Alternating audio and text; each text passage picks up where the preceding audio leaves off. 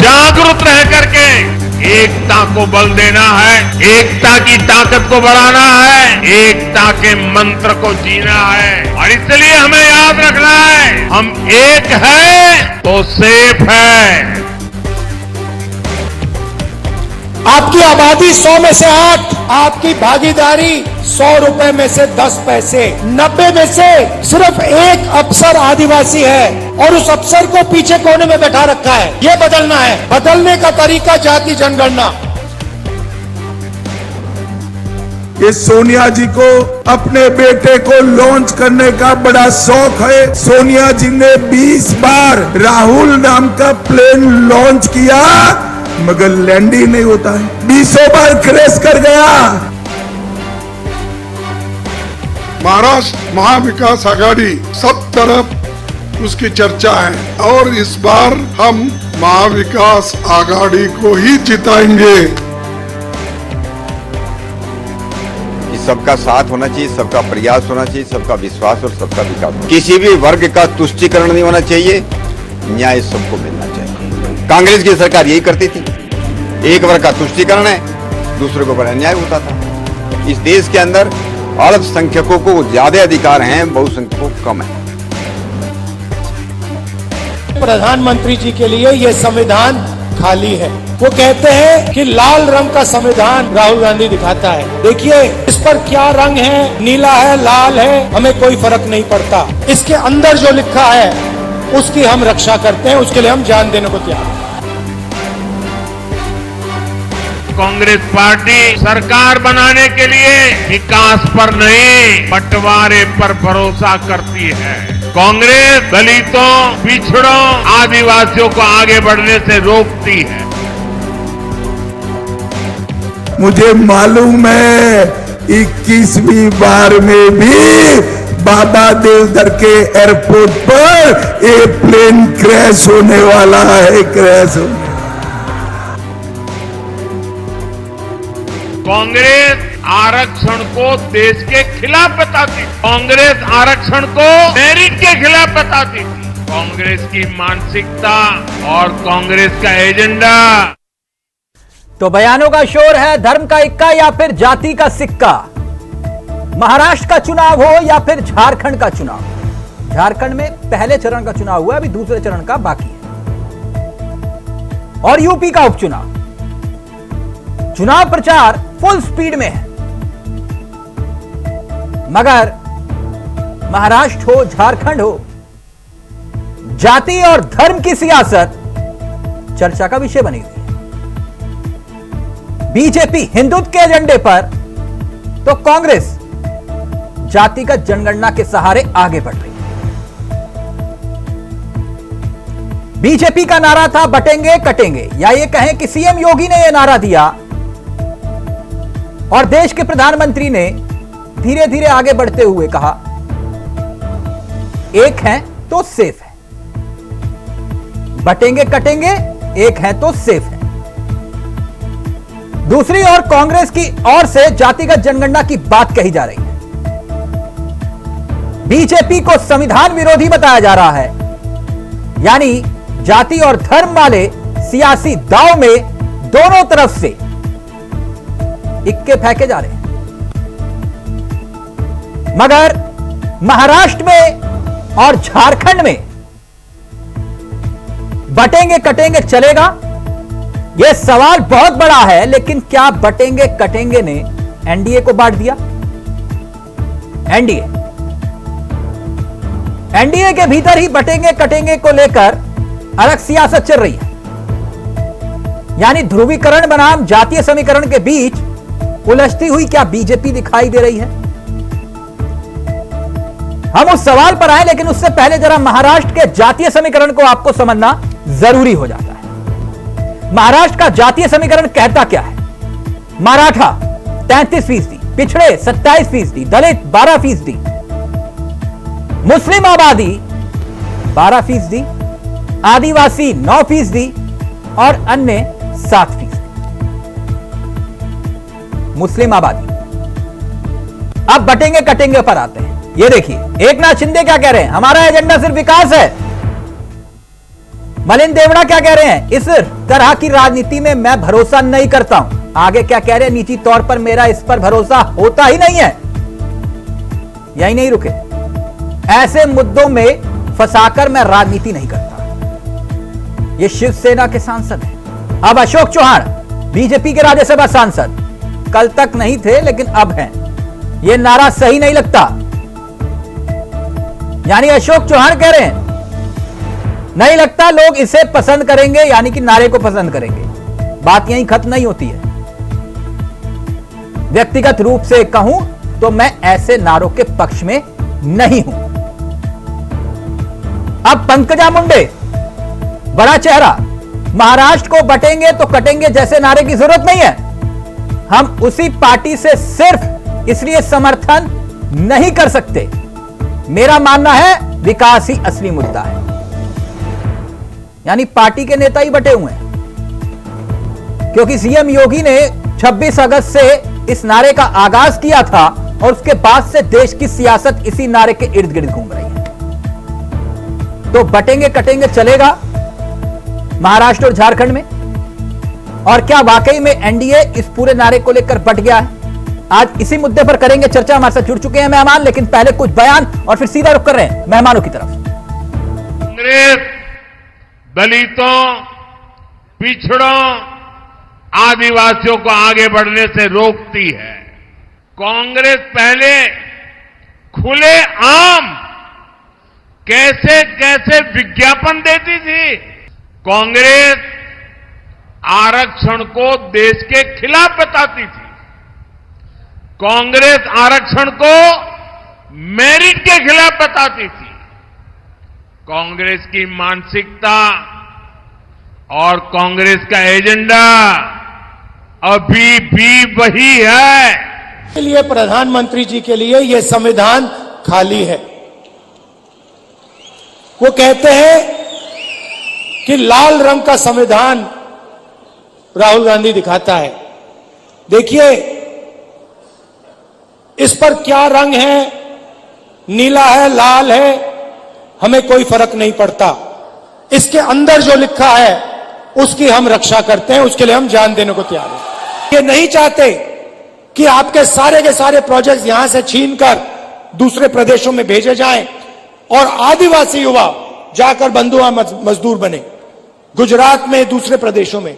हम चाहते हैं कि आपको महाराष्ट्र में रोजगार मिले, सही रोजगार मिले, इज्जत का रोजगार मिले। इसीलिए हम चुनाव लड़ रहे हैं, इसीलिए हम यहां अपनी सरकार बनाना चाह रहे हैं। मैं कांग्रेस की बात करने आया हूं। ये सोनिया जी को अपने बेटे को लॉन्च करने का बड़ा शौक है। सोनिया जी ने 20 बार राहुल नाम का प्लेन लॉन्च किया, मगर लैंड ही नहीं होता है। 20 बार क्रैश कर गया। और झारखंड वालों, मुझे मालूम है 21वीं बार में भी बाबा देवधर के एयरपोर्ट पर ये प्लेन क्रैश होने वाला है, क्रैश होने वाला है। और मैं देख रहा हूं हर जगह महाराष्ट्र महाविकास आघाड़ी, सब तरफ उसकी चर्चा है। और इस बार हम महाविकास आघाड़ी को ही जिताएंगे। विशेष रूप से मोदी जी ने शुरुआती से एक नारा दिया, एक ब्रीदवाक्य दिया पार्टी को कि सबका साथ होना चाहिए, सबका प्रयास होना चाहिए, सबका विश्वास और सबका विकास होना चाहिए। किसी भी वर्ग का तुष्टीकरण नहीं होना चाहिए, न्याय सबको मिलना चाहिए। कांग्रेस की सरकार यही करती थी। एक वर्ग का तुष्टीकरण है, दूसरे को बड़ा अन्याय होता था। इस देश के अंदर अल्पसंख्यकों को ज्यादा अधिकार हैं, बहुसंख्यकों को कम है। मुद्दे को तो महायुति के सहयोगी दलों ने ही नकार दिया। आपने अजीत पवार जी का इंटरव्यू नहीं सुना है क्या? महायुति आपस में ही इस नारे पर सहमत नहीं है और कोई भी इस नारे पर सहमत नहीं हो सकता। उनका कुछ भी नारा हो, हमारा नारा है, आइए नफरत के बाजार में मोहब्बत की दुकान खोलते हैं। नफरत छोड़ो, भारत जोड़ो।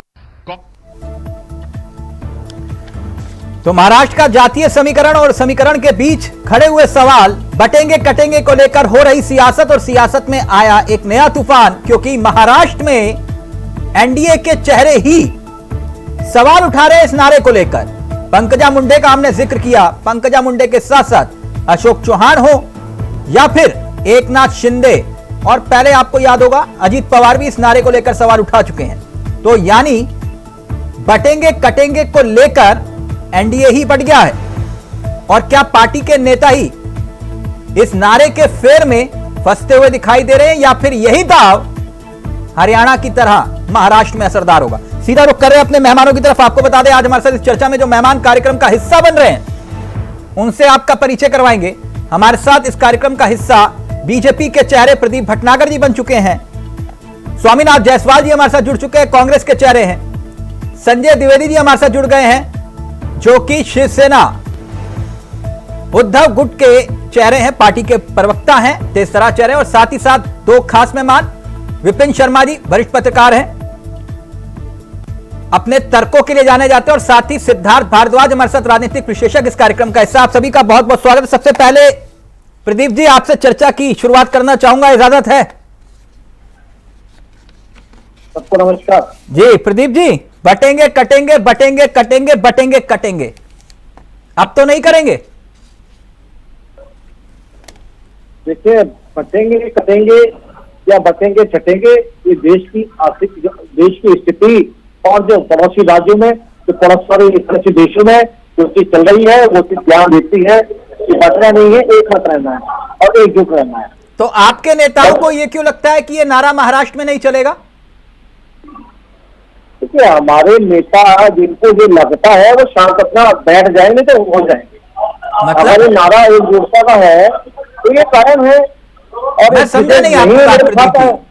आपके जिन नेताओं को समझ में नहीं आता वो क्या करे? शांति से बैठ जाएंगे, समझ जाएंगे, कोई दिक्कत नहीं, समझा देंगे, नहीं तो कोई सी बात। अच्छा, समझा दोगे आप उनको? किन किन को समझाओगे प्रदीप जी? एक मिनट, किन किन को समझाओगे आप? चलिए, एकनाथ शिंदे को तो समझा सकते हो आप, इतनी ताकत तो है आपकी कि एकनाथ शिंदे साहब को समझा दोगे। लेकिन एकनाथ शिंदे के साथ साथ ये मलिन देवड़ा है शिवसेना के, उनको भी समझा दोगे जो ये कह रहे हैं कि इस तरह की राजनीति में मैं भरोसा नहीं करता, निजी तौर पर मेरा इस पर भरोसा नहीं है, ऐसे मुद्दों में फंसकर मैं राजनीति नहीं करता। अशोक चौहान कह रहे हैं कि एक मिनट सर, अशोक चौहान कह रहे हैं इस नारे की कोई प्रासंगिकता नहीं है, यह नारा सही नहीं लगता, लोग इसे पसंद करेंगे। व्यक्तिगत रूप से कहूं तो मैं ऐसे नारों के पक्ष में नहीं हूं। पंकजा मुंडे वो ये कह रही हैं कि महाराष्ट्र को बांटेंगे तो काटेंगे जैसे नारे की जरूरत नहीं है, हम उस पार्टी से सिर्फ इसलिए समर्थन कर दूं ऐसा नहीं है। तो सर, ये तो आप ही के चाहने वाले हैं जो कह रहे हैं कि नहीं चलेगा ये बटेंगे कटेंगे महाराष्ट्र में। आपने मिलन देवड़ा की बात करी है, तो मिलन देवड़ा इंडिया ग्रुप से है और उनके प्रत्याशी हैं, और उन्हें अपने प्रमुख जो है उनके उसके नेतृत्व में चलना पड़ेगा, और उन्होंने ये बात कही है तो चीज का जवाब भी देना पड़ेगा। और आपने अशोक चौहान की भी बात की। देखिए, ये लोग कांग्रेस का है, कांग्रेस की नीति जो रीति रही है पूरे देश को पता है, वो देश में है। अच्छा, और अभी मेन देखिए मेन मुख्य धारा में आने आपके रंग में रंग नहीं पाए, आप ये कह रहे हो? कोई बात नहीं, रंग रहेंगे तो ठीक है, नहीं तो अपने घर जाएंगे, ऐसी कोई नहीं आवाज। अच्छा, इनको घर से निकाल दोगे, मतलब पार्टी से निकाल दोगे? नहीं, हम निकालने वाले कौन होते हैं? जिस पार्टी में वो अपने आप देखेंगे, वही वो शिंदे जाएगा। नहीं, अब कुल मिला के ये समझाइए ना प्रदीप जी, ये बटेंगे कटेंगे चलेगा क्या झारखंड महाराष्ट्र में? देखिए जी, मैं तो अच्छी सी बात कहता हूँ, अगर ये बात को अगर हिंदू समझेगा बटेंगे तो कटेंगे तो समझदार हो जाएगा, और ये बात अगर पूरा देश समझेगा, चाहे हिंदू हो या मुसलमान हो। नहीं, तो अभी आपने कहा हिंदू समझेगा, मतलब ये जिस प्रकार से अगर झारखंड की राजनीति की बात करते हैं, क्या इतवार के बदले शुक्रवार की छुट्टियां होने लगी है, यहाँ पे बांग्लादेशी बता के वोट बैंक बढ़ा रही है कांग्रेस। ये बांग्लादेशी कहां से आ गए प्रदीप जी? क्यों, किसको नहीं पता? क्या आसाम में बांग्लादेशी नहीं है क्या? नहीं, आए कहां से वो? नहीं, आए कहां से? कहां से आया? बॉर्डर पार करके आए। बॉर्डर पार करके? तो बॉर्डर पार करना, बॉर्डर की जिम्मेदारी किसकी है? बॉर्डर की जिम्मेदारी है रिजर्व फोर्स की। अच्छा, तो वो किसके अंतर्गत आता है? ना, अभी रुकिए एक मिनट, वो किसके अंतर्गत आता है? आपकी पीड़ा, अच्छा जी, ये आपकी पीड़ा नहीं है, ये घुसपैठियों की आर्थिक पीड़ा नहीं है, ये इंदिरा गांधी के टाइम चली आ रही है यार, नहीं, ये नेहरू के शासनकाल से चलती आ रही है सर। अभी मैं आपसे ये जान रहा हूं, प्रदीप जी मुझे इतना बताइए ना, घुसपैठियों को रोकने की जिम्मेदारी किसकी है? घुसपैठियों की जिम्मेदारी जो सरकार ने ली है उसको रोकने में सफलता मिली है और वही सफलता है। मैं फिर पूछ रहा हूं, क्या आप बता पाएंगे कि घुसपैठियों को रोकने की जिम्मेदारी किसकी है? जिम्मेदारी है केंद्र सरकार की, केंद्र सरकार, गृह मंत्रालय की। ठीक, बिल्कुल सही कहा आपने। अब असम में राज्य में किसकी सरकार है? असम के राज्य में किसकी सरकार है? असम में किसकी सरकार है? मैं वही तो चावला जी कहना चाह रहा हूँ, उस घुसपैठ को रोकने में, को चालू करने में, उनकी उनकी उनकी आइडेंटिफाई करने में आज राज्य सरकार बाखूबी केंद्र सरकार के साथ बॉर्डर सिक्योरिटी फोर्स का काम कर रही है। अच्छा, तो असम में सरकार आपकी, केंद्र में सरकार आपकी। अब एक और सवाल कि अब तक आपने 2014 के बाद प्रभु राम की कृपा से आपकी सरकार है, आज 10 साल होने को आए, जरा ये बताइए कितने घुसपैठियों को आपने देश से बाहर निकाला? कोई आंकड़ा आपके पास? बिल्कुल, मैं आपको बता देता हूँ। सबसे पहले तो देखिए, अगर असम के अंदर जितने घुसपैठी जिनकी आइडेंटिफाई हो रही है उनको निकाला जा रहा है। कितने निकाले सर? मैं वही पूछ रहा हूँ, आप बता दीजिए ना आंकड़ा। ये तो देखिए, मुझसे ज्यादा बेहतर मीडिया जानता है और मुझसे ज्यादा पूरे रास्ते के अंदर अगर मीडिया के कैमरा, मीडिया की कलम चलते हो सकता हूँ कि अगर वो ये सवाल पूछे तो मुझे अशोभनीय लगता है। मैं आपसे ये पूछूं, आप काट के खाते हो या चूस के? आप क्या चाहते हो? मैं आपसे सीधा सवाल कर रहा हूं कि आपके पास आंकड़ा है कितने घुसपैठियों को आपने निकाला? चावला जी, आप बात पूरी करने देंगे, आप मुझे बोलने नहीं देते। अगर मैं देश की स्थिति बताऊं कि ऐसा क्यों भी केवल कश्मीर ही पीड़ित क्यों है, ऐसा क्यों? इस पिछली सरकार में नॉर्थ ईस्ट ही पीड़ित क्यों, केरला क्यों, जो 4 भाग इस देश के हैं वही पीड़ित क्यों है? वहां क्यों वो नॉर्थ ईस्ट के लोग? आप 80-20 कर रहे हो ना, यानी 80-20 कर रहे हो ना? जी, आप मुझे बोलने नहीं दे रहे, आप चीजें, मैं जो प्रैक्टिकल चीजें रखना चाह रहा हूँ आप समझ नहीं रहे। नहीं, मैं सब समझ रहा हूँ सर, आप तो समझा रहे, मैं वही तो सीधा कह रहा हूँ। आप घुमा रहे हो, 80-20 कर रहे हो ना आप। बटोगे तो कटोगे, बटोगे तो कश्मीर बनोगे, बटोगे तो त्रिपुरा नॉर्थ ईस्ट बनोगे, बटोगे तो केरला बनोगे, और एकजुट रहोगे तो राजस्थान, ये मणिपुर में नहीं दे सकते? देंगे, बिल्कुल पूरे देश के लिए। अच्छा, मणिपुर में दोगे आप? ओके, गुस्सा मत करिए, गुस्सा नहीं प्रदीप जी, आराम। नहीं सर, मैं गुस्सा नहीं कह रहा चावला साहब, मुझे मगर आप मेरी बातें पूरी रखने नहीं दे रहे सर। आप ही से मैंने शुरुआत की, आप जिस दिन आपने पूरा बोलने का टाइम नहीं दिया, आपने सारा समय आप खा रहे हैं, आपने मुझे बोलने नहीं दिया। अच्छा, मैंने समय ले लिया जी। प्रदीप जी, आ रहा हूं आपके पास, नाराज मत होइए, पूरा वक्त आपको दूंगा क्योंकि सवाल सत्ता से होता है। एक मिनट सर, एक मिनट। संजय द्विवेदी जी अपनी बात रखना चाह रहे हैं, फिर जायसवाल जी आपके पास आ रहा हूं। संजय जी, चलेगा बटेंगे कटेंगे महाराष्ट्र में? देखिए तिलक जी, बड़ा दुख का विषय है कि 65 साल तक अटल बिहारी वाजपेयी की सरकार रही, मनमोहन सिंह 10 साल रहे, नरसिम्हा राव रहे, जवाहरलाल नेहरू रहे, इंदिरा गांधी रहे, लेकिन कभी सनातन हिंदू जो है न बटा न कटा, न आरएसएस को हथियार बनाने की जरूरत पड़ी। आरएसएस तो शुरू से है, लेकिन जब से हिंदू प्रधानमंत्री आ गया है तो देश में हिंदू सुरक्षित नहीं है। कैसे कटने बटने की बात कर रहे हैं? आज आरएसएस कह रहा है साहब आज सनातन धर्म को बचाने के लिए हथियार बनाने की जरूरत पड़ेगी, और भारतीय जनता पार्टी पूरे देश में लहरा रही सब कटेंगे। माननीय प्रधानमंत्री जी कह रहे हैं एक है तो सेफ है। अरे भाई, इससे पहले क्या है, हिंदू सेफ नहीं है संसद में, ये उससे पहले सेफ थे। मतलब ये अजीब टाइप का जो विडम्बना है, ये तो समझ के बाहर है। अब आइए, अब इससे जाति जनगणना की बात, मैं 4-5 पॉइंट है, मैं सब पे करके बात कर रहा हूँ। आप भी तो हिंदुओं की बात करते थे, आज नहीं करोगे? नहीं, मैं तो बात करता हूँ, अभी भी कर रहा हूँ। बाला साहब ठाकरे ने कभी नहीं कहा, बाला साहब ने साबिर शेख को नहीं, तो ये बात किसने कही थी कि हमें मुसलमानों के वोटों की जरूरत नहीं है? सुन लीजिए, बाला साहब ने कहा था साबिर शेख को मंत्री बनाया था, कैबिनेट मंत्री बनाया था। क्यों बनाया था उन्होंने? और उन्होंने हमेशा अब्दुल कलाम आजाद की, अब्दुल हमीद की, जितने ऐसे हमारे सबकी प्रशंसा की है। उन्होंने कभी भी, मैं तो 35 साल में हूँ, मैं तो उनसे काफी मुलाकातें हुई, उन्होंने कभी ये नहीं कहा कि हम मुसलमानों के विरोधी हैं। उन्होंने कहा जो देश के दुश्मन है मैं उनका विरोधी। पहली बात आपकी बात में जवाब ये हो गया। तो कटे बटेंगे सनातन धर्म अगर आज नहीं हत्याकांड की जरूरत पड़ रही है तो प्रधानमंत्री को इस्तीफा देना चाहिए, अमित शाह को इस्तीफा देना चाहिए। अगर 10 साल में ये हमारे घुसपैठी को नहीं रोक पा रहे हैं। ये तो कह रहे हैं बाला साहब ठाकरे के सपने को साकार कर रहे हैं। बाला साहब ठाकरे सपना क्या था बाला साहब ठाकरे का? जिस प्रधानमंत्री को वो हिंदुत्व के एजेंडे पर ही तो आगे बढ़ रहे हैं सर। नहीं बाला साहब ठाकरे जिस प्रधानमंत्री ने इतना बड़ा एहसान किया हो, जिसके मुख्यमंत्री बचाई हो, जो आज प्रधानमंत्री है, उसने एहसान उतारने के लिए एहसान चुकाने के लिए देखिए किसी बार ज्यादा एहसान कर दीजिए।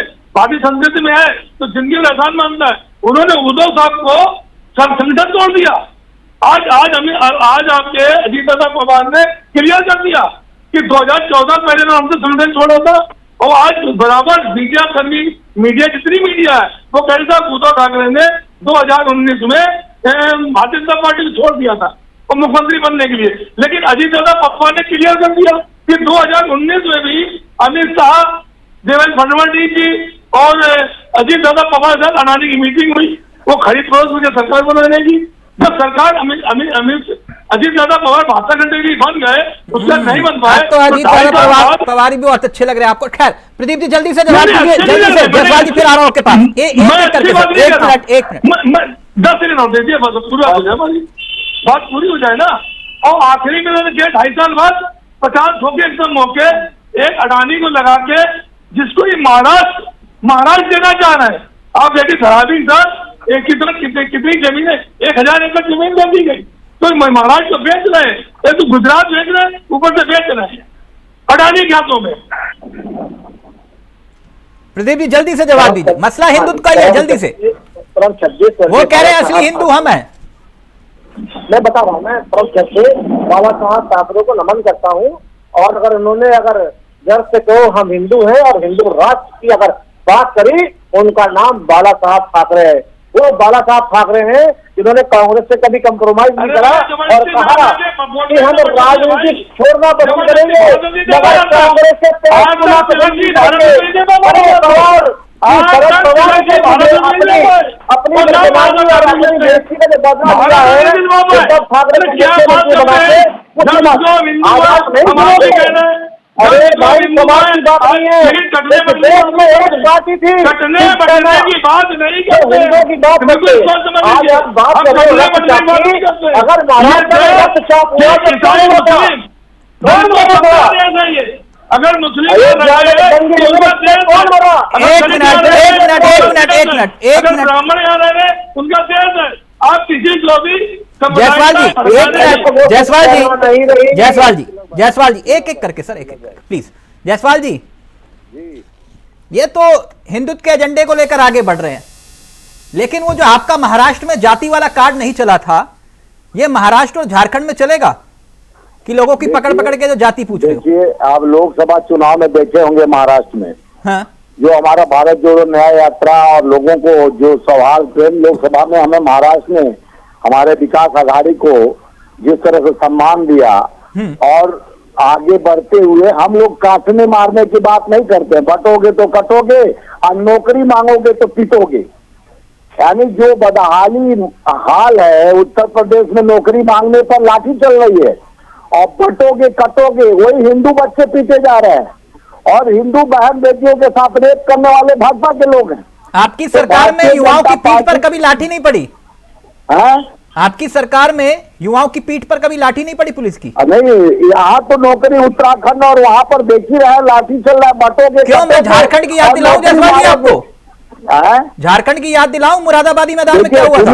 हम इनकी बात कर रहे हैं। क्यों मैं आपकी बात याद दिलाऊं आपको? वो किसके हिंदू थे या मुसलमान थे? वो जो छात्र थे जिन्हें आप हिंदू और मुसलमान में बांट रहे हो? तिलक भाई, बांटने का राजनीति लोग करते हैं, हम हिंदू मुसलमान सिख ईसाई नहीं करते हैं, हम जोड़ने की बात करते हैं। अच्छा तो आप की बात अच्छा तो आप सिर्फ ब्राह्मण करते हो, क्षत्रिय करते हो, ठाकुर करते हो, आप यही करते हो ना कि किसकी क्या जात है? देखिए, इसकी क्या जांच पूछने, जांच क्या है नहीं, जिसकी हिस्सेदारी भागीदारी होनी चाहिए, ये कौन सा गलत बात है? अच्छा, आप जाति जनगणना करा देंगे तो इसमें कौन तकलीफ है भाई? आप देश के लोगों को हिस्सेदारी, देश में जितना जो जिनका हिस्सेदारी बांटने से काटने की बात करते हैं, हम तो जोड़ने की बात करते हैं, हम न्याय की बात करते हैं, हम संविधान की बात करते हैं। अच्छा, एक छोटी सी बात, क्योंकि मैं आपकी तरह इतना बुद्धिजीवी नहीं हूं, ये इंदिरा गांधी बड़ा, ये इंदिरा गांधी बड़ा चेहरा है, सबसे बड़े नेता हैं, या फिर राहुल गांधी? इंदिरा गांधी या फिर राहुल गांधी? इंदिरा गांधी जी जो नेता थी, उन्होंने जो किया वो स्वर्णिम अक्षरों से अटल बिहारी वाजपेयी। यानी आप मानते हैं कि इंदिरा, अब सुनिए इंदिरा गांधी जात पर ना पात पर, इंदिरा जी की बात पर मोहर लगेगी हाथ पर। हाँ, वो तो चला आधी रोटी याद है, बने आप? याद है, जात पर ना पात पर, इंदिरा जी के बात पर मोहर लगेगी हाथ पर। आज आपने नारा पलट दिया, आपने कहा सिर्फ जात पर और पात पर मोहर लगेगी हाथ पर। बोलिए जय श्री राम। हम जात पात को नहीं बोले, जात पात का जिस तरह से माननीय प्रधानमंत्री जी लोकसभा चुनाव में संकल्प पत्र लेके आए, मुजरा से मंगलसूत्र तक पहुंच गए, इन्होंने बांटने की राजनीति किया।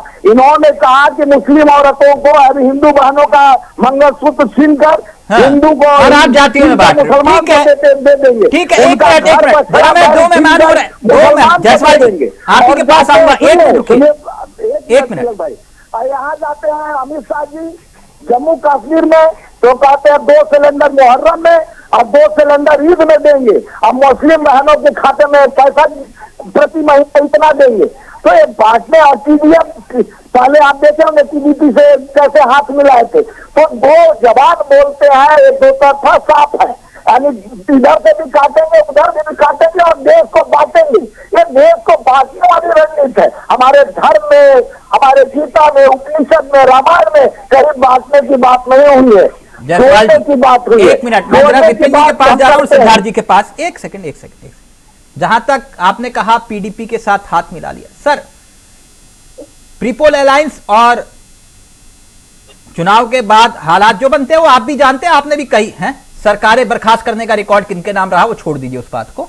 जहां तक बात रही कि इन्होंने जिन्हें आतंकी कहा उनके साथ चुनाव के बाद हाथ मिला लिया, चलिए ठीक है, लेकिन किसी ने तो देश के प्रधानमंत्री रहते हुए आतंकियों को ही चाय पे बुला लिया, वो भी प्रधानमंत्री आवास में।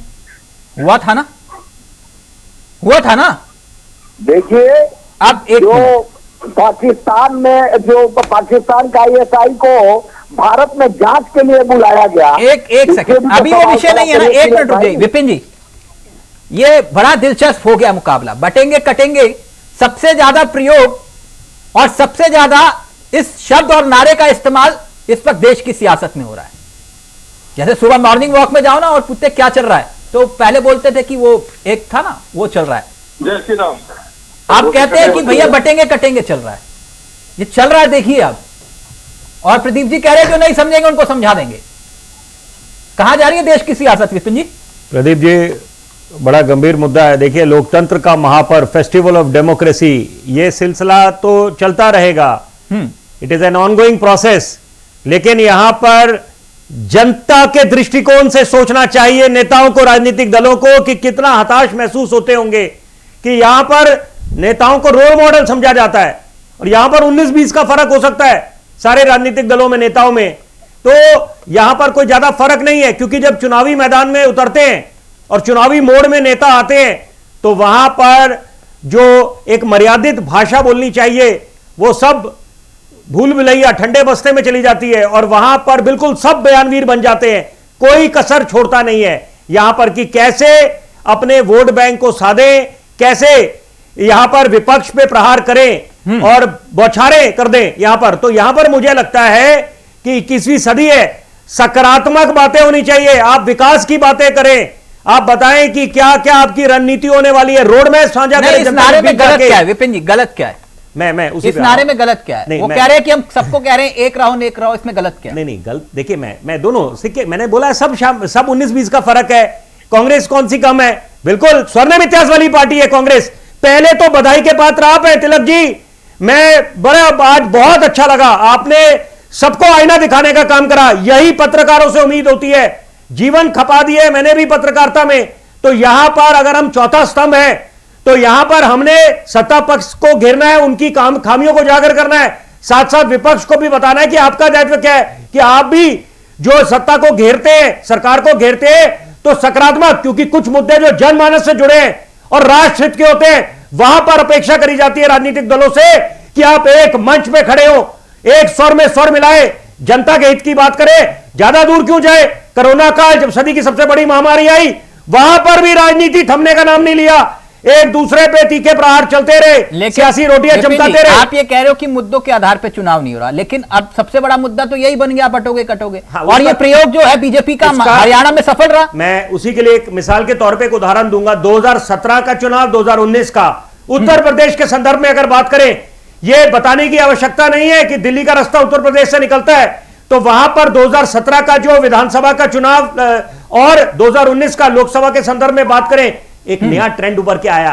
जाति, समुदाय, धर्म, इससे ऊपर उठ के उत्तर प्रदेश वासी ने यहां पर विकास को तवज्जो देते हुए अपना बेशकीमती वोट दिया। तो यहां पर नेताओं को समझना चाहिए, खासतौर पे जितनी ये राष्ट्रीय स्तर की दल है, कि आपको रोल मॉडल समझा जाता है। आप क्या नजीर पेश कर रहे हैं यहां पर? अब ये संजय जी की भी तो मजबूरी है, वो यहां कह रहे हैं, पर हाँ, हिंदुत्व तो हमारा एजेंडा है, लेकिन ये जो कह रहे हैं वो गलत कह रहे हैं। सहूलियत की राजनीति हो रही है। देखिए सीधी सी बात है, मेरी बात कड़वी लगेगी, हाँ। अपनी सहूलियत के हिसाब से यहां पर वोट बैंक को साधा जा रहा है, तीखे प्रहार करे जा रहे हैं, बयान बना जा रहा है। सिद्धार्थ जी, ये बटेंगे कटेंगे चलेगा क्या महाराष्ट्र झारखंड में? क्योंकि हरियाणा में तो चला वही प्रयोग जो है महाराष्ट्र और झारखंड में भी हो रहा है, और प्रदीप जी कह रहे हैं कि प्रयोग जारी रहेगा। जब भी इलेक्शंस आते हैं तो इस तरह के मुद्दे गरमाते हैं, और जो कटोगे और बचोगे जो राजनीति है, इसमें अगर देखा जाए तो ये एक मुद्दे हैं। इसी प्रकार से मैंने देखा पिछले कुछ समय पे, जैसे जातिगत जनगणना आप ले लीजिए, और जब सांसद में जब फिलिस्तीनियों के जब वहां पे नारे लगे तो क्या किसी ने उसका समर्थन किया? विरोध किसी ने? जय फिलिस्तीन, लोकतंत्र के मंदिर में आप जय फिलिस्तीन बोल रहे हो, तो यहां पर ये उम्मीद कर रहे थे कि कांग्रेस पार्टी उसका विरोध करे। और वही बात है कि कांग्रेस के एक नेता बोलते हैं कि बांग्लादेश वाले हालात हिंदुस्तान में बन जाएंगे, तो एक गंभीर मुद्दा है। अगर भाजपा के नेता बयानवीर बन रहे हैं तो वहां पर विपक्ष भी कोई कम नहीं है। नहीं, कटेंगे कटेंगे कौन नहीं कर रहा? ओवैसी, जो छोटे ओवैसी साहब हैं, वो क्या कर रहे हैं सिद्धार्थ जी? वो भी तो ये कह रहे हैं ना, 15 मिनट पीछा नहीं छोड़ता मेरा। मैं यही कहना चाह रहा हूं कि जब भी किसी ने वहां पर समर्थन किया, उन लोगों ने समर्थन किया जो वहां पर चुप रहे सांसद में, तो उनका वो सीधे सीधे समर्थन था। अगर आप देखते हैं तो पिछले कुछ समय अगर हम दूसरी पार्टी की बात करें, वो भी राष्ट्रीय पार्टी की, तो वहां सांसद में जब बांग्लादेशी वाली बात आई कि बांग्लादेशियों को यहां पर बुलाया जा रहा है, तो क्या आपका व्यक्तित्व नहीं बनता, क्या आपका कर्तव्य नहीं बनता कि आप भी उस मुद्दे पर एक लेकर चला, देश के लिए एक सकारात्मक बात करें, देश के मुद्दे पर सकारात्मक बात करें हम? नहीं, जब भी इस तरीके की बात आती है तो उस समय पार्टियां चुप हो जाती हैं, पार्टी सिर्फ आरोप प्रत्यारोप लगाती है एक दूसरे ऊपर, वो भूल जाती है कि देश सर्वोपरि है, सर्वोपरि है देश हमारे, और सारी चीजें समांतर रूप से। बटेंगे कटेंगे वर्सेस जातिगत जनगणना, या ये कह लीजिए कि वो पीडीए जो भी नारा दे दीजिए जी। क्या लगता है आपको कि तराजू कहां भारी दिखाई दे रहा है? देखो, तराजू वाली बात ऐसी है कि मुझे लगता है कि जो जनता है वो बहुत समझती है सारी चीजों को। जनता जो है वो समझ चुकी है कहां उनको जाना है, कैसे जाना है। पिछले कुछ समय से जो भी वातावरण बन रहा है हिंदुस्तान का, तो वो जनता उस चीज को अच्छे से देख रही है। और दूसरा, अब जो जनता के मुद्दे रह गए हैं, वो मुद्दे हैं विकास के, शिक्षा के और उनके डेवलपमेंट के। नहीं, कहां चर्चा होती? चुनाव में कोई मुद्दा ही नहीं है सिद्धार्थ जी, होता है क्या? मेरी अपनी पर्सनल राय हो सकती है कि ऐसे मुद्दे रहने चाहिए, और दूसरी नहीं रहने चाहिए, लेकिन होते नहीं है ना सर। नहीं, बिल्कुल सच्चाई है। अब जिस तरीके की अभी बातें में अभी सुनने को आ रही है, तो कुल मिलाकर के अगर हम एकजुट होकर के नहीं करेंगे तो हम लोग बहुत पीछे आ जाएंगे। अभी हम विश्व में चौथी पावर अपने आप को देख रहे हैं, और आने वाले समय में हम बहुत आगे रफ्तार की तरफ है। तो मेरे को यह मानना चाहिए कि दोनों पार्टियों को अपनी जुबान पे। संजय द्विवेदी जी, विपिन जी ने कहा सहूलियत की राजनीति कर रही है आज उद्धव ठाकरे की पार्टी। कल तक हिंदुत्व के झंडा बधार, आज कह रहे कि नहीं, हम तो कह रहे हैं कि सब एक रहो, सेफ रहो, कोई दिक्कत नहीं है। संजय जी, इत्तेफाक रखते हैं विपिन जी जो बात कह रहे हैं? नहीं, कांग्रेस पार्टी आतंकवादी पार्टी है, और इसी एनसीपी से 2014 में बीजेपी सरकार बनवाई थी, अपनी 6 महीने सरकार चली थी। हम लोग तो चुनाव में लड़े थे ना, हम 6 महीने बाद जुड़े थे। अभी भी जितने भी जिन के खिलाफ उन्होंने भ्रष्टाचार की बातें की, चाहे अजीत दादा पवार हो, चक्की पी सिंह, नवाब मलिक हो, दाऊद इब्राहिम संबंध है, प्रफुल्ल पटेल हो, अजीत पवार भ्रष्टाचारी है कि नहीं? अरे आज हम थोड़ी ना कह रहे थे। नहीं, मैं तो पूछ रहा हूँ आपसे, मुख्यमंत्री थे, मैं तो पूछ रहा हूँ आपसे संजय जी। तिलक जी मैं बता तो रहा हूँ, आप सुन तो लीजिए। आरोप किसने लगाए था? अगर भ्रष्टाचारी होते तो मुख्यमंत्री को क्यों बंदा बनाते, क्यों बने रहते ही है? लेकिन आज क्या भ्रष्टाचारी आएंगे, ये तो आपको बीजेपी पूछना चाहिए ना, ये हमसे संभावना तलाश रहे विपिन जी, क्योंकि बीजेपी अजीत पवार में संभावना तलाश रहे हैं क्या? मैं अरे बीजेपी नहीं, बीजेपी ने ही आरोप लगाया था। पुराने प्रधानमंत्री ने कहा था 70,000 करोड़ घोटाले एनसीपी के ये हैं, ये और देवेंद्र फडणवीस ने कहा था चक्की पीसिंग 2019 चुनाव में, और 2019 चुनाव में चुनाव खत्म हुए तो अमित शाह तो अडानी, ये सहूलियत की राजनीति है। उसी पे एक प्लीज जल्दी से, फिर प्रदीप जी और जायसवाल जा रहा हूं। संजय भाई एक मिनट से बातचीत करने लगे सरकार बनाने की, और बादल ने सरकार बना ली। संजय भाई आपकी बात अगर संविधान तोड़ने की बात की जा रही है तो संविधान टूट नहीं रहा क्या? दर बदल कानून को किनारे रख के महाराष्ट्र सरकार गिराई गई, इसके बाद आपकी मध्य प्रदेश सरकार गिराई गई, कर्नाटक गिराई गई, क्या दर बदल कानून का? मैं संजय भाई दो बातें बोलूंगा। संजय भाई दो बात, आप बड़े वरिष्ठ प्रवक्ता है, मैं व्यक्तिगत तौर पे बड़ा सम्मान करता हूं आपका। देखिए मैंने सहूलियत की राजनीति की जब बात करी उसमें सब राजनीतिक दल शामिल है, 19-20 का फर्क हो सकता है, क्योंकि यहां पर उसके पीछे कारण है। देखिए जैसे क्रिकेट में कहा जाता है, cricket is a game of glorious uncertainties. आप अपने जैसे राजनीति में बोलते हैं दरवाजे अपने किसी के लिए आप बंद नहीं करते, क्रिकेट में भविष्यवाणी जितनी भी करते हैं, आखिरी गेंद में छक्का लग जाए या बैट्समैन क्लीन बोल्ड हो जाए तो मैच का रुख बदल सकता है। तो वहां पर आपने हाँ सारे राजनीतिक दल अपने द्वार खोल के रखते हैं अपनी संभावनाओं के लिए कि आपका कोई दुश्मन नहीं है, कोई पक्का दोस्त नहीं है, ये सबके लिए शामिल है, ये बात सब पे लागू होती है। देखिए मैं आपकी बात का स्वागत करता हूं, लेकिन आप मुझे एक ही बता दीजिए 2019 में जब अजीत दादा पवार ने सरकार बना ली थी तो शिवसेना क्या करती? बस मैं उसी को उत्तर दे रहा हूं, मैं उसी को उत्तर दे रहा हूं। बिल्कुल द्विवेदी साहब सुन लीजिए, मैं हाँ जी सुन लीजिए 5 मिनट 2 मिनट सुन लीजिए जी। महाराजा ठाकरे कहते थे 80% समाज सेवा और 20% राजनीति, लेकिन राजनीति इसलिए जरूरी है, सरकार में इसलिए आना जरूरी है, अगर सरकार में हम नहीं आएंगे तो हम महाराष्ट्र की जनता या उस विधायक है लोकसभा क्षेत्र में जो वहां की जनता रह रही उनका भला कैसे कर पाएंगे, उनको दौलतें कैसे मिल पा पाएंगे? तो हमने अगर गठबंधन बनाया तो हमने कॉमन मिनिमम प्रोग्राम से बनाया था, इनकी तरह नहीं पीडीएस गठबंधन बना लिया, जेडीपी के साथ आए चुनाव में लड़े और हरियाणा जेडीपी का सरकार बना ली, इसे उनको खत्म कर दिया, अखाड़ी दल को किनारे कर दिया, बीजू जनता दल से 10 साल तक उन्होंने मदद ली। उत्तर दे रहा हूँ, जल्दी से संक्षेप में उत्तर दे रहा हूँ, मदद ली द्विवेदी साहब आपकी बात का उत्तर दे रहा हूँ। जब विपक्ष ये हमला बोलता है भाजपा पे खास तौर पे कि आप लोग ऑपरेशन लोटस चलाते हैं, कभी ताली एक हाथ से नहीं बचती। अगर उनको दोषी बोला जाता है विपक्ष की तरफ से तो वहां पर उतने ही दोषी वो भी है जो साथ हाथ मिलाते हैं। तो इसका मतलब है मंथन करने की हर एक है और घर पार्टी सबको संभालना चाहिए। देखिए 10 सेकंड मुझे दीजिए, राष्ट्रीय पार्टी को तोड़ना आसान नहीं है। अब आप देख लीजिए, आप आज राष्ट्रीय पार्टी बन गई, शराब वाला कांड था वो किनारे हो गया। एक मिनट पार्टी को तोड़ना मुश्किल है। आप ये कह रहे हो राष्ट्रीय पार्टी को तोड़ना मुश्किल है, ये जायसवाल जी से पूछिए कितने जख्म खाए बैठे हैं पीठ पे अपनी, वो आपको उत्तर दे देंगे। खैर प्रदीप जी, विषय वही है, बटेंगे कटेंगे। आपने कहा कि ये जितने भी बोल रहे हैं ना हमारे नेता सबको समझा देंगे एक एक करके, लेकिन एक बात बताइए, ये महाराष्ट्र और झारखंड में वाकई में चलेगा बटेंगे कटेंगे? देखिए अगर देश की अखंडता के लिए वोट करना है, अच्छी सरकार के लिए वोट करना और देश की एकता के लिए वोट करना है, हाँ। अपने को बचाने के लिए वोट करना तो बटना बंद करना। अपने को बचाने के लिए मतलब जैसे कि बिल्कुल, चाहे हिंदू धर्म हो चाहे देश हो। अच्छा, मतलब हिंदू मुसलमान कर रहे हो? नहीं, हिंदू मुसलमान हम कौन करेंगे, करने वाले कौन, जो कर रहे हैं तो कर ही रहे, खुल के कर रहे हैं।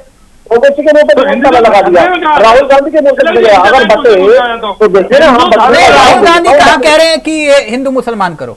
मुझे बोलने तो दो आप, मैं थोड़ा सा समय तो नहीं, अब आपको समय है, कोई दिक्कत नहीं, बोलिए। क्या हुआ, 19% मुसलमानों ने कभी समाजवादी पार्टी को नेता विपक्ष तीसरे नंबर का बना दिया।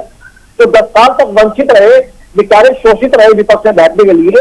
आज वो क्या हुआ, एक रहे तो नेक रहे ना, और 19% मुसलमानों ने कांग्रेस को और समाजवादी पार्टी को खड़ा कर दिया लोकसभा के अंदर। यानी आप ये कह रहे हैं कि यानी आप ही के मुताबिक अब पूरा वक्त आपको, यानी आप ये कह रहे हो कि एक रहे नेक रहे, जैसे कि वो इलाहाबाद में जो छात्र धरने पर बैठे थे वो एक थे और नेक थे, तभी उन्होंने आपसे अपनी बात मनवा ली। छात्र भी सुन लीजिए, छात्रों के साथ जितनी राजनीतिक तरीके जो लोग पकड़े गए हैं और जो जांच चल रही है उसको देख लीजिएगा कौन क्या था क्या नहीं है। छात्र तो बहुत शांतिपूर्ण तरीके से अपना काम कर रहे थे। मैं चैनल के माध्यम से बता रहा हूँ, वही चैनल पे कल बैठ के बोल रहा था कि सीबीएसई हो, यूपीपीएससी हो, यूपीएससी एक संस्थान है, सरकार को उनके जितने जो उनके एग्जाम होने उनका मैनेज करने का सुरक्षा का काम होता है, और एग्जाम होते संस्था लेती है। मगर लोगों ने भारतीय जनता पार्टी उसी सरकार को एलिगेशन लगाने में लगी रही। आज क्या हुआ, आज तो सब ठीक हो गया। नहीं ठीक, मतलब छात्रों ने एक रहे नेक रहे ना बटे ना कटे। कह रहा हूँ बिल्कुल अच्छी बात है। हाँ, अच्छी बात है, मतलब बहुत 4 दिन लग गए आपको उनको समझने में। मैं फिर आपको बताऊं चीज के बारे में। संजय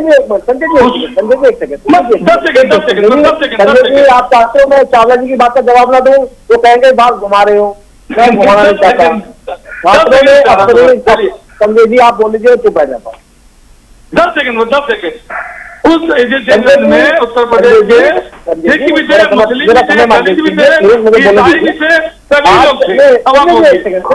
संजय जी देखिए, आप वो लोभी आदमी हो कि राजनीति के लिए आपने ठाकरे साहब का जमीन बेच दिया, तो आप बोले लायक नहीं हो, तो आप ज्यादा सफाई कीजिए। आप सरकार मुख्यमंत्री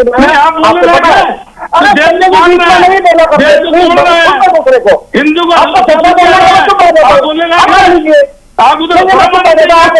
पार्टी को जो एक है तो सेफ है। कोई जो देश में जब आजादी मिली थी तो चाहे मुस्लिम हो, चाहे हिंदू हो, चाहे सिख हो, चाहे ईसाई हो, सभी ने मिलकर लड़ा था। अकेले हिंदू ने नहीं लड़ी थी आजादी के लिए। आप कहाँ भूल जाते हो? अब्दुल हमीद भूल गए क्या? तो ऐसे आप ऐसी बात कर देते हैं कि नहीं साहब सिर्फ हिंदू। अरे हिंदू सुरक्षित नहीं है तो प्रधानमंत्री इस्तीफा देना चाहिए, अमित शाह इस्तीफा देना चाहिए। अगर घुसपैठी आ रहे हैं बोलूं 1 मिनट प्रदीप जी प्लीज अपनी बात रखिए। पहला कहा ठाकरे में अगर ये एक और नेक की आज ज्ञान दे रहे हैं यहाँ बैठ के, जब महाराष्ट्र के अंदर दंगा हुआ था तो शिवसेना खुल के नाम आया था और कोर्ट में क्या कहा था बाला साहब ने? हाँ हमने कहा दंगा हुआ, शिवसेना हिंदुओं को बचाने में आ गई थी। जब बात बांटने की ध्वंस हुआ तो क्या रहे बाला साहब कि मेरे सैनिकों ने करा वो काम, मैं जिम्मेदार नहीं देता हूँ, मैं जेल जाने को तैयार हूँ। ये वो उद्धव ठाकरे हैं जो उनकी औलाद हो नहीं सकते।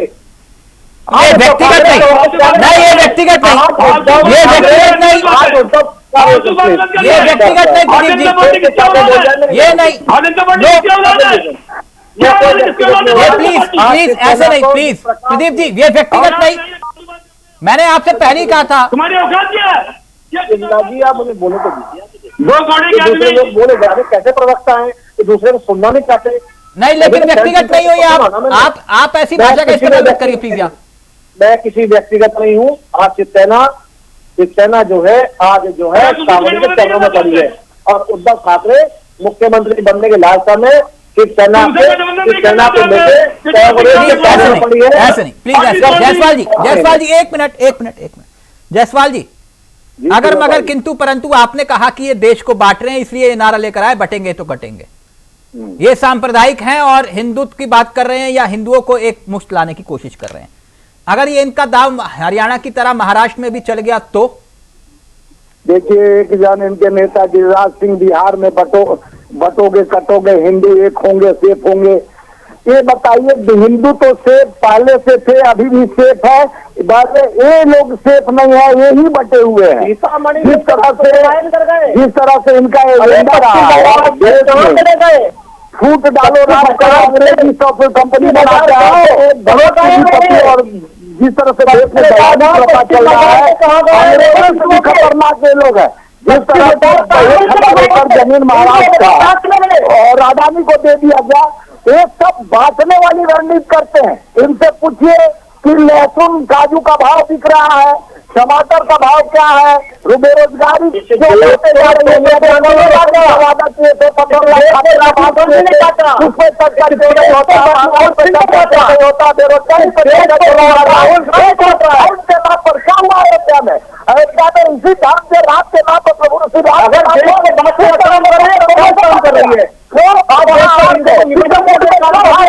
रही है,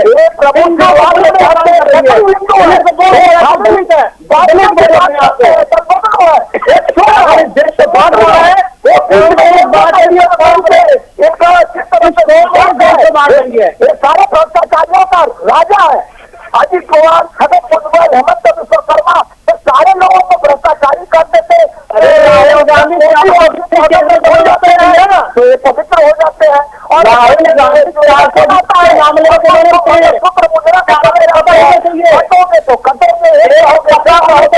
एक मिनट जायसवाल जी प्लीज, जायसवाल जी एक मिनट आपका सबसे बड़ा मुद्दा क्या है? संजय जी प्लीज एक मिनट, आ रहा हूं अभी विपिन जी और भारद्वाज जी के पास जाना। एक मिनट जायसवाल जी, आपका सबसे बड़ा मुद्दा क्या है? मेरा सवाल यह था कि आप जिसे कह रहे हो कि यह सांप्रदायिकता के आधार पर दिया गया नारा है और जनता ने उसी नारे के इर्द गिर्द, क्योंकि आप मान रहे हो सबसे बड़ा मुद्दा बन गया और जनता ने वोट उसी आधार पर दिया, तो फिर मैं क्या मानूं? तिलक भाई, इनके पास कोई एजेंडा नहीं है। सांप्रदायिकवाद खाली उत्तर प्रदेश में महाराजगंज में क्या हुआ, बलि का बकरा बेचारे उसका परिवार उसका बेटा गया। इन लोग का काम है लड़ाना और लड़ाने वाले यही है और पासने वाले यही है। आप देखिए सवाल घुमा गए सर, सवाल घुमा गए। एक मिनट विपिन जी कभी रोजगार पे मुद्दे पर बात नहीं करेंगे। एक मिनट सर, बात करेंगे बांटने काटने पर, ये बात करेंगे एक रहो चेप रहो। एक धर्म जाति के आधार पर बांटने का रणनीति जो तैयार किया है 14 से पहले कभी नहीं हुआ। सर मैं आप ही की बात मान रही हूँ, धर्म के आधार पर बांट रहे हैं तो आप जाति के आधार पर बांट रहे हैं। ये तो हम बात नहीं रहे हैं, जाति के आधार पर बात। अच्छा, इससे भाईचारा बढ़ेगा, होना जरूरी है, इससे भाईचारा बढ़ेगा। मैं समझ गया आपकी बात। एक मिनट विपिन जी, जैसे वो फिल्म में होता है ना कि एक फिल्म हिट हुई तो ये 1 आएगी, फिर 2 आएगी, फिर 3 आएगी। एक मिनट रुकिए ना सर, एक मिनट रुकिए जायसवाल जी, एक मिनट। जैसे कोई फिल्म हिट होती है तो कहते हैं कि भैया सुपर डुपर हिट होगी, इसका एक दूसरा सीक्वेंस बनाओ, फिर 1 आती है, 2 आती है, 3 आती है, ऐसे आती है। और जब कोई गाना हिट हो जाता है तो कहते हैं इसी धुन पर 10 गाने बना दो बढ़िया से। तो जैसे इन्होंने नारा दिया बटेंगे कटेंगे, समाजवादी पार्टी ने कहा कि नहीं भैया इससे बढ़िया नारा खोजो, लेकिन होना यही चाहिए, जैसे जुड़ेंगे जीतेंगे उस टाइप का मामला। और जायसवाल जी ने भी कहा कि नहीं ये बटेंगे कटेंगे। रोज जितनी बार बीजेपी नहीं बोलती उससे 100 गुना कांग्रेस ही बोल देते हैं। देखिए तो ये तो खुद ही मुद्दा बना रहे बटेंगे कटेंगे। तिलक भाई हम मुद्दा नहीं बना रहे, हम तो जायसवाल जी, एक मिनट सवाल। तो कटोगे और बटोगे तो पीटोगे। एक छात्रों के साथ जो जायसवाल जी मैं जानता हूं विपिन जी अभी आने दिखाएंगे आपको, रुक जाइए एक मिनट, देख लीजिए कोई दिक्कत। जायसवाल जी देखिए मुद्दा यह है कि rule for one rule for all, कि यहां पर मापदंड सबके लिए एक समान होने चाहिए। अगर आप लोगों को आपत्ति है कि ये लोग एक होने की बात कर रहे हैं और यहां पर एक तरह से विभाजनकारी इनकी नीति है, तो वहां पर आप लोगों को भी मंथन करना चाहिए। आप लोग तो ग्रैंड ओल्ड पार्टी कहलाते हैं, स्वर्णिम इतिहास वाली कांग्रेस पार्टी है। आजादी के बाद कौन सत्ता पे काबिज रहा है किसी को बताने की आवश्यकता नहीं है। बड़े महानुभाव, एक मिनट इस चर्चा को सार्थक विचार तो देखिए, ऐसे बहस में तो फिर आप आजादी के बाद जहाँ सुई नहीं बनता था, आज नेहरू जी का जयंती विचार सुने नहीं आपने, पहले आपने IIM IIT और देश में मतलब आप चाहते नहीं मैं अपने विचार रखूं आगे। जायसवाल जी ऐसे नहीं चर्चा, जायसवाल जी प्लीज एक मिनट। जायसवाल जी मैंने बड़े आपको विनम्र पूर्वक बोला कि जायसवाल जी रुक जाइए, मैं सिद्धार्थ जी के पास भी जाऊं, विपिन जी को अपनी बात रखने दीजिए, अभी ऑडियो नीचे रहेगा। जायसवाल जी ऐसा है कि यहां पर या तो ये तय हो जाना चाहिए, क्योंकि अंत में वो बात है कि 23 नवंबर को जनता जनार्दन ने तय करना है कि किसको अपना स्पष्ट बहुमत देना है, जनादेश देना है, तो वो जनता के विवेक पे छोड़ देते हैं। लेकिन बहरहाल देखिए, अगर आप लोग घेरने का काम करते हैं भाजपा को, भाजपा आपको घेरने का काम करता है, तो आपको समझना चाहिए कि ये कायदे कानून सब पे लागू होते हैं। कि अगर आप उनको बोलते हैं विभाजनकारी आप नीतियों के तहत चलते हैं, आपका जो रोड मैप है वो अलग किस्म का है। तो आप लोगों को भी मंथन करना चाहिए कि जब लोकतंत्र के मंदिर में जय फिलिस्तीन के नारे लगे थे तो आपको उसका विरोध करना चाहिए था। और एक मिनट, दूसरी बात, पहले विचार सुन लीजिए, उसके बाद बहस करिए आप। उसके बाद साथ साथ किसने बोला था कि हिंदुस्तान में भी बांग्लादेश वाले हालात बन जाएंगे? बड़ा गंभीर मुद्दा है। इसका मतलब यह है कि आप लोगों को, हम सबको, हिंदुस्तान तभी महाशक्ति बनेगा जब हम लोग ठान लेंगे कि यहाँ पर राष्ट्र सर्वोपरि और सबसे बड़ा धर्म मानवता।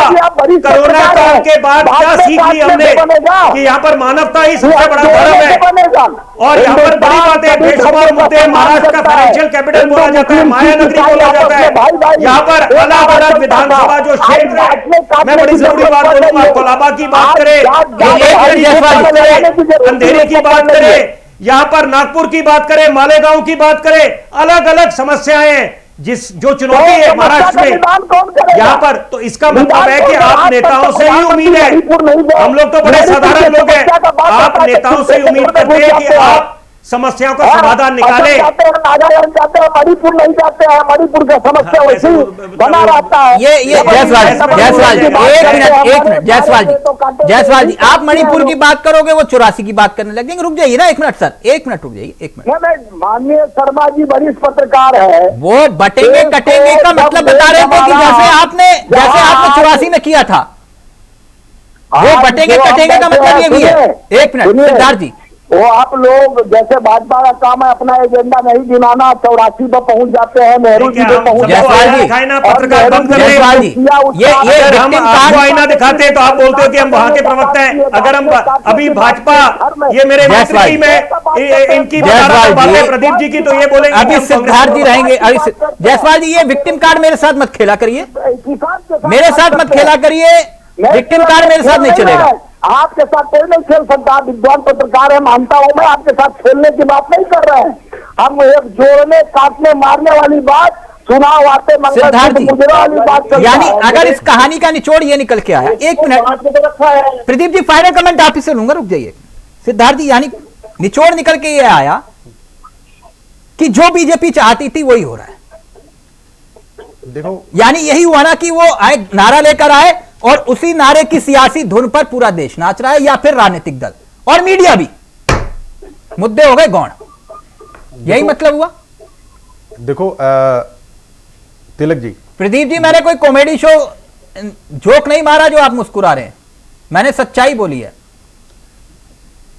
जैसे कि प्लीज, अभी जैसा कि तिलक जी ने बताया कि जो जनता है 5 साल वेट करती है, ये अपने विकास के मुद्दों की बात करती है, और जनता चाहती है कि एक सकारात्मक राजनीति हो, या जाति जनगणना हो, या हमारे देश को पीछे करने वाली बातें हो। तो जनता इससे बहुत दूर है। जनता चाहती है कि उसकी सहूलियत की बात हो, जनता चाहती है कि उसके एजुकेशन की बात हो, जनता चाहती है उसकी हेल्थ की बात हो। तो हमारे मेन मुद्दे ये रहने चाहिए। और दूसरा क्या है कि हम ये तर्क वितर्क चलता रहेगा, पार्टी आरोप प्रत्यारोप एक दूसरे पर लगते रहेंगे, पर एट लास्ट हमें ये सोचना चाहिए कि हमारी जनता क्या चाहती है और हमारी जनता का हित किस में है। तो हमें वो सकारात्मक राजनीति करनी चाहिए, और मुझे लगता है कि सारे आप लोग भी इसी विचार पर आगे बढ़ना चाहिए।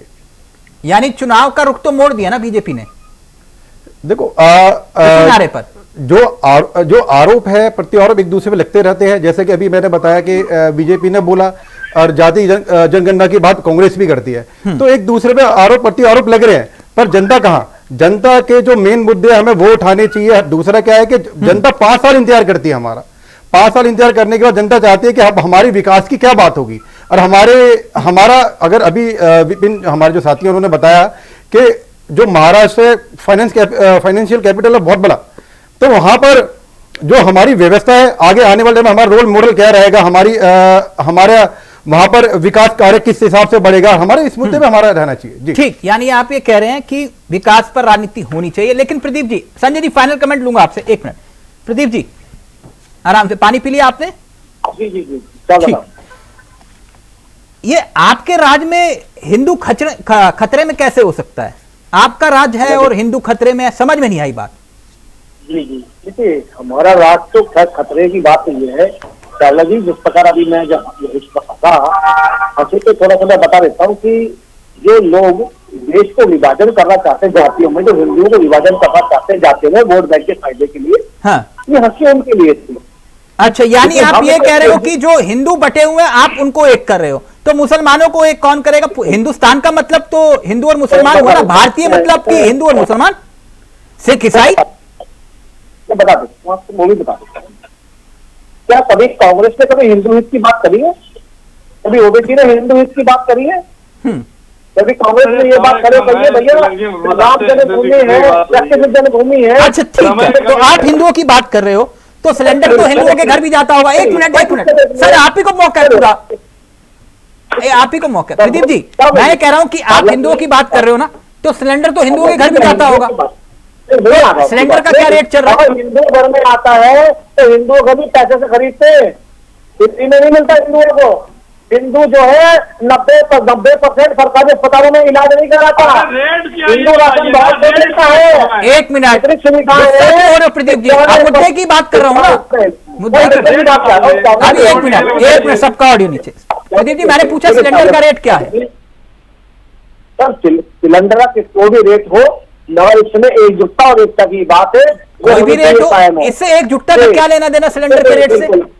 आपने कहा 450 रुपए का सिलेंडर देंगे, जैसे आपने कहा कि चुनाव जीतेंगे 450 रुपए का देंगे। किसी एक राज्य में दे रहे हो आप 500 रुपए का सिलेंडर? बिल्कुल दे रहे हैं। किस राज्य में? बिल्कुल दे रहे हैं, बिल्कुल दे रहे, राजस्थान में दे रहे हैं। राजस्थान में नहीं दे रहे, वहां पर सदन के भीतर। एक मिनट रुकिए ना, मेरे साथ नहीं, मेरे साथ नहीं। अगर उनको दे रहे हैं जो बीपीएल धारक है। मैं बोल लूं सर, उज्ज्वला योजना, मैं बोल लूं सर, उज्ज्वला योजना की बात नहीं की थी आपने सदन में ये कहा कि केंद्र सरकार की ऐसी कोई योजना नहीं है, हम 450 रुपए का सिलेंडर नहीं दे रहे। आप पूरी बात करिए। अब मुझे बताइए पेट्रोल डीजल के रेट क्या है? ये तो आपको ही पता है पेट्रोल डीजल रेट क्या है। क्यों आपको नहीं मालूम? बताइए आप। अच्छा, ये प्याज टमाटर के रेट क्या चल रहे हैं मार्केट में? आपको नहीं पता क्या टमाटर सस्ता होने जा रहा है दोबारा 20-30 रुपए? अच्छा, सस्ता होने जा रहा है। Okay okay. और डॉलर कहाँ? डॉलर और रुपए कहाँ? सर डॉलर के बारे में तो कांग्रेस व्यापार करते है, कांग्रेस बताता है। अच्छा, कांग्रेस बताता है। मध्यम वर्ग की आदमी हूँ, तो अब देश की साख नहीं गिर रही डॉलर? जी क्या चीज मुझे तो इतना पता है कि मेरा देश चुनाव होना चाहिए कि नहीं होना चाहिए? विकास के मुद्दे पे चुनाव होना चाहिए, शिक्षा के मुद्दे पे चुनाव होना चाहिए। तो सर विकास के मुद्दे पर लड़िए ना चुनाव। प्रगति के चुनाव, देश की प्रगति के चुनाव होना चाहिए। हाँ, क्या अगर देश की प्रगति में काम नहीं करते तो क्या दोबारा उत्तराखंड में आते? या 5वीं बार सरकार? चलिए, थैंक यू। वक्त इजाजत नहीं दे रहा, मैं बस ऊपर चला गया। Thank you so much. माफी चाहूंगा संजय जी, वक्त इजाजत नहीं दे रहा। जायसवाल जी आपका भी, विपिन जी आपका भी, और भारद्वाज जी आपका भी बहुत बहुत शुक्रिया। प्रदीप जी आपका भी बहुत बहुत शुक्रिया। तो ये सियासत धर्म की और दूसरी तरफ जात की, तो धर्म का इक्का या जाति का सिक्का। नमस्कार, जय हिंद, जय भारत।